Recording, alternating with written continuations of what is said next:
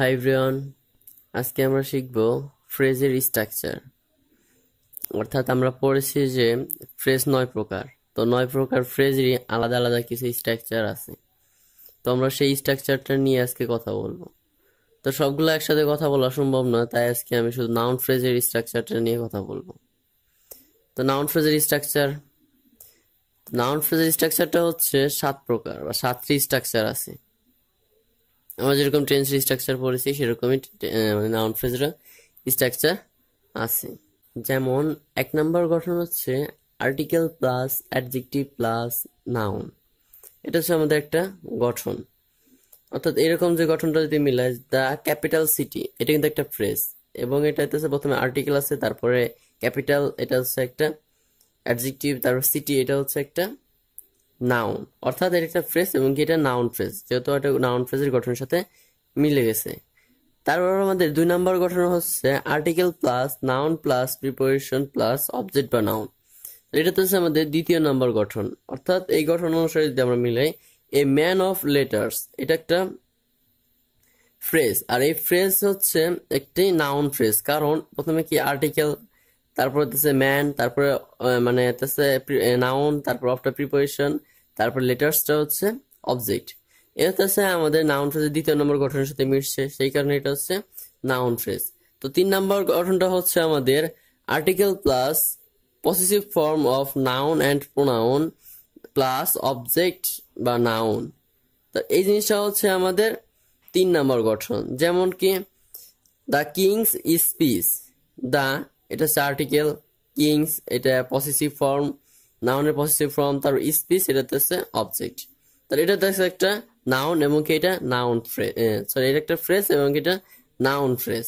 তো 4 নম্বর গঠন আমাদের কি আছে, নাউন বা প্রোনাউন প্লাস অ্যান্ড বা অর প্লাস নাউন বা প্রোনাউন। এটা হচ্ছে আমাদের 4 নম্বর গঠন। 4 নম্বর গঠন অনুসারে দেখি যদি ফ্রেজটা মিলাই, তাহলে ডে অ্যান্ড নাইট, ডেটা হচ্ছে নাউন, অ্যান্ডটা হচ্ছে আমাদের গঠনে যে অ্যান্ড ছিল অ্যান্ড, আর নাইটটা হচ্ছে একটা নাউন। তাহলে সেটা আমাদের এই গঠনের সাথে মিশে গেছে, অর্থাৎ এটা একটা নাউন ফ্রেজ। তো এটা নাউন ফ্রেজ। 5 নম্বর গঠন হচ্ছে আমাদের article plus noun plus noun. অর্থাৎ আগের নাউনটা পরের নাউনটাকে অ্যাডজেক্টিভের মতো বিশেষায়িত করবে, দুইটা কিন্তু নাউন। তাহলে এখানে যদি দেখি দ্য বাস ফেয়ার, তাহলে কি দা এটা আর্টিকেল, তারপর একটা নাউন বাস, তারপর ফেয়ার এটা একটা নাউন। তাহলে কি এটা একটা নাউন ফ্রেজ। তো আমাদের 6 নম্বর কি আছে, 6 নম্বর গঠন হচ্ছে ইনফিনিটিভ প্লাস অ্যাডভার্বিয়াল অবজেক্ট বা noun. Infinitive plus adverbial object বা নাউন, এটা হচ্ছে আমাদের 6 নম্বর গঠন। এটার সাথে যদি আমরা মিলাই, তাহলে to walk in the morning, তাহলে টু ওয়াক আমরা জানি যে ইনফিনিটিভ মানে টু যুক্ত ভার্বকে ইনফিনিটিভ বলে। তাহলে টু ওয়াক এটা একটা হচ্ছে ইনফিনিটিভ, ইন দ্য মর্নিং এটা হচ্ছে অ্যাডভার্বিয়াল অবজেক্ট বা নাউন, আমরা যেটাই ধরতে পারি এই শব্দটার সাথে মিলে গেছে, তাহলে এটা আমাদের নাউন ফ্রেজ। এটা তো 6 নম্বর গঠন। আর আমাদের 7 নম্বর গঠনটা কি, তো 7 নম্বর গঠনটা হচ্ছে জিরান্ট প্লাস অ্যাডভার্বিয়াল অবজেক্ট বা নাউন।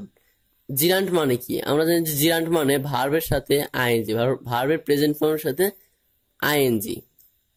তাহলে কি রিডিং পিট্রি, তো কি এটা রিডিং, অর্থাৎ এটার সাথে আইএনজি আছে, তো এটার সাথে আমার গঠনের সাথে মিলা গেছে, সেই কারণে এটা হচ্ছে আমাদের নাউন ফ্রেজ।